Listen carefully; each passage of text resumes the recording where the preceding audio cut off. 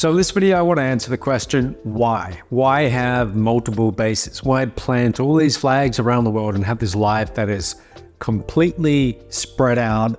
And what's the big benefit? Because a lot of people think, well, doesn't that mean that you're always traveling to the next place?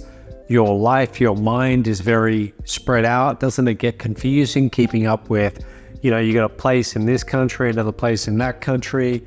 You got to pay rent there. You got to pay electricity for this one. What's the whole point?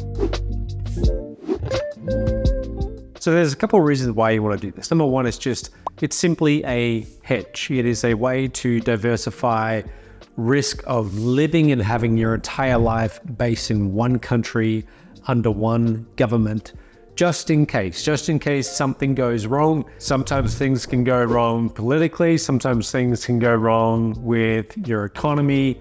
Sometimes things can go wrong, and it doesn't hurt to have a backup plan. So that's one of the first reasons, just to have a plan B, a place that you would go, that you would take your family. Let's say if a few months from now, there was an outbreak of war in your country. Now, you might think that's not going to happen. How could that happen? But these things can happen. We are living in very unstable times. It could be some environmental issue. There's always something that can go wrong. We saw that with COVID, for example. Prior to that, did you think, I know I didn't, but did you think that it was possible that the entire world almost would be shut down, that they'd be shutting down flights, that some governments would be having people essentially locked up in their homes, not even able to go outside? It just, no one really even saw that coming, but it's very possible, and it's very likely that something like that will happen again. So having a backup place that you can go to, if there was some emergency in your country and you had to get out quickly, where would you go?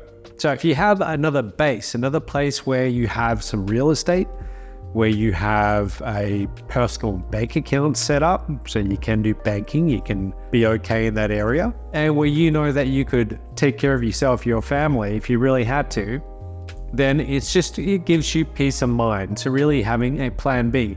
But there's other not so obvious reasons, such as lifestyle, weather. For example, if you live in a place where it snows in the winter and you don't like the cold, maybe you want to go to Costa Rica or Mexico in those months and be somewhere tropical where it's hot, live on a beach. Maybe you want to do that for 3 or 4 months of the year. It's just a change of scenery. I know that I tend to get bored if I'm in one place for too long. If I live in a country for 3 or 4 months, I start getting that itch to go and travel, to go somewhere different, to see different things.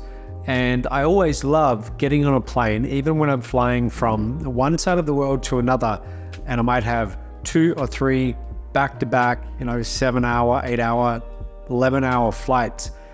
And it doesn't sound that appealing to a lot of people, but I like the sense of adventure and the change of scenery. You're going to a new place, new restaurants, new environment, new city, and it keeps things interesting in your life. So having multiple bases can allow you to do that every single year. And you're not always going to a new place. Sometimes you're going back to a familiar place because you have these different bases set up. So it's not about always going and finding a new country. You might find 3 countries, 3 different cities, maybe one countryside that you really like. You like the local people there. You like the scenery, just the way of life, the weather, and you might go back to them every few months. That's what I tend to do. I tend to spend my time either in Kuala Lumpur in Malaysia, which I really like because food, convenience, cafes, the park, I just like it. The shopping, I don't do a lot of shopping myself, but I like having options. But then there are times when after say 2 or 3 months, that starts to get a little crowded and I want a more quiet, slower way of life for a bit. So I might go to Costa Rica. I have another base there on the beach. So very hot, humid, but I love the nature. I love being able to run up and down the beach on sunset. And it's a slower way of life, a slower paced way of life. But I like that. I like to go and experience that for a few months. Sometimes I will go to Mexico Okay, and I'll go to another base I have over there, and to tourism hotspot, a lot of wealthy tourists there, very nice marina, but I like to go there just to, again, it's another base, change of scenery. Sometimes I will go back to Australia, and there's a few other places that I like to go as well. So you don't have to have 5 or 6 different bases. You might just have 3, or you might just have 2. But having a plan B, it makes sense. It really, really does. Now, if you need help setting this up, if you don't know what second or third base you should look at moving into, I can help you with that.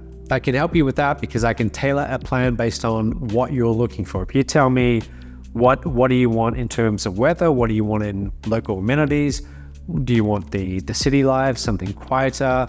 Are you looking to invest in a place, an apartment, a condo, a residence? If so, what kind of budget do you have? And then I can help you find the best place for you.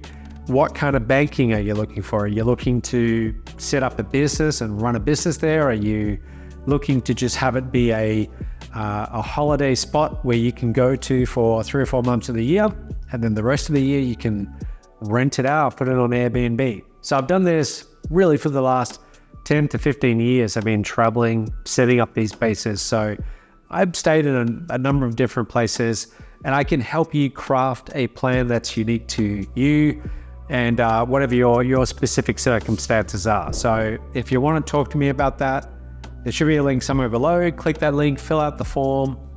You and I can get on a call, tell me about your situation, your goals, and we'll go from there. That's it for today.